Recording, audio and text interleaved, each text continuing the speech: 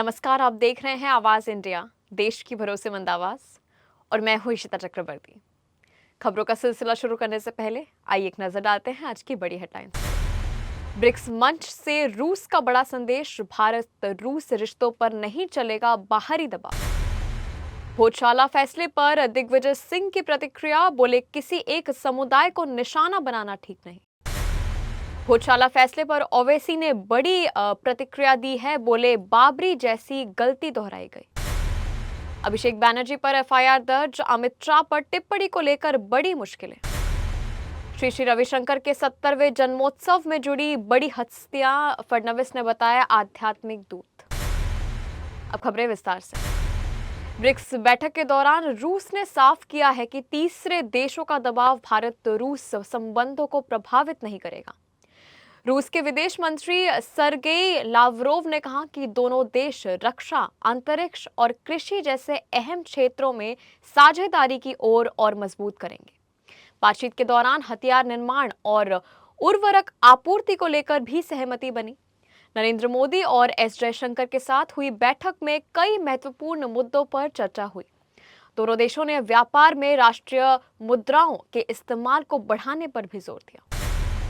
कांग्रेस के वरिष्ठ नेता दिग्विजय सिंह ने भोजशाला मामले में आए फैसले पर प्रतिक्रिया देते हुए कहा कि पूरे निर्णय का गहराई से अध्ययन किया जाएगा।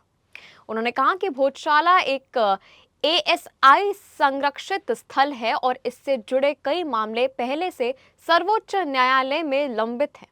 दिग्विजय सिंह के मुताबिक अंतिम फैसला सुप्रीम कोर्ट ही करेगा। उन्होंने सामाजिक संतुलन बनाए रखने पर जोर देते हुए कहा कि किसी एक समुदाय को निशाना बनाना उचित नहीं है। एआईएमआईएम प्रमुख असदुद्दीन ओवैसी ने भोजशाला मामले में आए फैसले पर कड़ी प्रतिक्रिया दी। उन्होंने कहा कि फैसला संविधान की मूल भावना और धार्मिक स्वतंत्रता के सिद्धांतों के अनुरूप नहीं है। हैदराबाद में मीडिया से बातचीत के दौरान ओवैसी ने आरोप लगाया कि अदालत ने प्लेसेस ऑफ वर्शिप एक्ट और पुराने दस्तावेजों की अनदेखी की है। उन्होंने कहा कि इस फैसले से भविष्य में नए धार्मिक विवादों का रास्ता खुल सकता है। ओवैसी ने दावा किया कि बाबरी मस्जिद मामले में जिन सिद्धांतों की बात हुई थी, अब उनकी अनदेखी की जा रही है। उन्होंने प्लेसेस ऑफ वर्शिप एक्ट को कमजोर करने पर भी सवाल उठाए। तृणमूल कांग्रेस के नेता अभिषेक बैनर्जी चुनावी भाषणों को लेकर कानूनी मुश्किलों में घिर चुके हैं। पश्चिम बंगाल विधानसभा चुनाव प्रचार के दौरान दिए गए कथित भड़काऊ बयानों के मामले में उनके खिलाफ एफआईआर दर्ज की गई है। ये मामला Bidhannagar cyber crime police station में दर्ज हुआ है, जिसमें माहौल खराब करने और सार्वजनिक शांति प्रभावित करने के आरोप लगाए गए हैं। शिकायत में केंद्रीय गृह मंत्री अमित शाह के खिलाफ कथित धमकी भरे शब्दों के इस्तेमाल का भी जिक्र किया गया है। सामाजिक कार्यकर्ता राजीव सरकार की शिकायत के आधार पर यह कार्रवाई की गई है। शिकायतकर्ता ने पुलिस को भाषणों के वीडियो लिंक भी सबूत के तौर पर सौंपे हैं। पुलिस मामले की जांच कर आगे की कार्रवाई में जुटी हुई है। बेंगलुरु स्थित art of living international centre में आध्यात्मिक गुरु श्री श्री रविशंकर के 70वें जन्मोत्सव और संस्था के 45वें स्थापना वर्ष पर भव्य कार्यक्रम आयोजित किया गया। इस समारोह में देश और दुनिया के कई प्रमुख हस्तियां शामिल हुई। कार्यक्रम में महाराष्ट्र के मुख्यमंत्री देवेंद्र फडणवीस और हरियाणा के राज्यपाल असीम कुमार घोष भी मौजूद रहे। अपने संबंधों में फडणवीस ने श्री श्री रविशंकर को दुनिया में भारत का सबसे बड़ा आध्यात्मिक दूत बताया। उन्होंने कहा कि गुरुदेव ने भारत की आध्यात्मिक परंपरा और सनातन ज्ञान को वैश्विक स्तर पर पहुंचाने में अहम भूमिका निभाई है। पश्चिम बंगाल विधानसभा चुनाव में हार के बाद ममता बनर्जी ने पहली बार तृणमूल कांग्रेस नेताओं और उम्मीदवारों के साथ बैठक की। कालीघाट स्थित आवास पर हुई बैठक में उन्होंने पार्टी को फिर से मजबूत करने का आह्वान किया।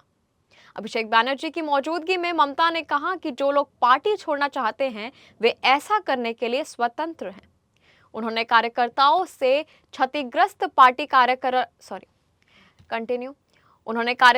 से क्षतिग्रस्त पार्टी कार्यालयों को दोबारा तैयार कर संगठन को मजबूत करने की अपील की। ममता ने कहा कि तृणमूल कांग्रेस फिर से मजबूती से खड़ी होगी। पंजाब के होशियारपुर जिले में घर के पास खेलते समय 4 वर्षीय गुरकरण सिंह बोरवेल में गिर गया। जिसके बाद बड़ा रेस्क्यू अभियान चलाया गया। बच्चा करीब 20 से 30 फीट की गहराई में फंसा हुआ था। करीब 9 घंटे तक चले कठिन अभियान के बाद राष्ट्रीय आपदा प्रतिक्रिया बल और राज्य आपदा प्रतिक्रिया बल की टीमें उसे सुरक्षित बाहर निकालने में सफल रही। बचाव के तुरंत बाद बच्चे को मेडिकल जांच और इलाज के लिए अस्पताल भेजा गया। अधिकारियों के अनुसार ढीली मिट्टी के कारण अभियान काफी चुनौतीपूर्ण रहा। इस अभियान में पुलिस, जिला प्रशासन और स्थानीय स्वयंसेवकों ने भी अहम भूमिका निभाई। जॉन ट्रावोल्टा ने कान फिल्म फेस्टिवल में पाम डी ओनर सम्मान से नवाजा गया, जिससे वो भावुक और हैरान नजर आए। उन्हें ये सम्मान थियरी फ्रेमाक्स ने दिया। इन दिनों जॉन ट्रावोल्टा अपनी directorial debut film the poison rose की स्पेशल स्क्रीनिंग के लिए कान पहुंचे हुए हैं। वहीं मलयालम फिल्म अम्मा अरियान का भी फेस्टिवल के बुनुएल थिएटर में विशेष प्रीमियर आयोजित किया गया। कान फिल्म फेस्टिवल में लगातार बड़े कलाकारों और फिल्मों को सम्मान मिल रहा है। इस आयोजन की चर्चा दुनिया भर के सिनेमा प्रेमियों के बीच बनी हुई है। खबरों के सिलसिले में अब तक के लिए बस इतना ही। तब तक के लिए आप बने रहे आवाज इंडिया के साथ, सच्चाई की खोज।